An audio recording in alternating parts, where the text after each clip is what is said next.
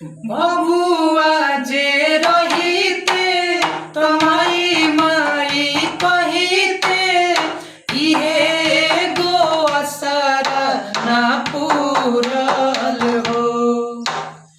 बबुआ जे रहिते तमाई माई कहिते इहे गो असरा ना पूरल हो।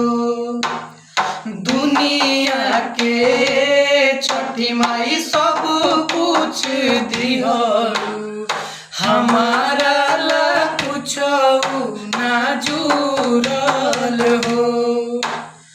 दुनिया के छठी माई सब कुछ दिहलु हमारा ला कुछ ना जुरल हो।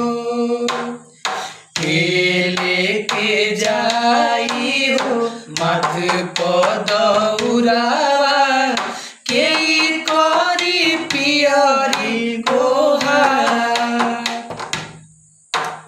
बिलखी बिलखी रोए घाटे बजनिया छठी मैया सुनली गोहार।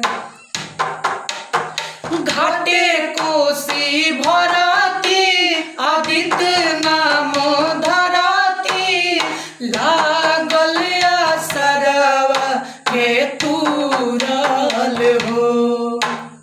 घाटे कोसी भरती आदित्य नाम धरती लागल असरवा के तुरल हो।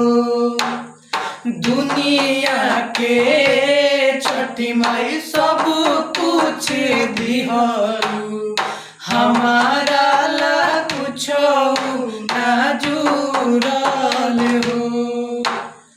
दुनिया के छठी माई सब कुछ दिहलु हमारा ला कुछ ना जुरल हो। बबुआ जे रहिते तमाई माई कहिते इहे गो असरा ना पूरल हो।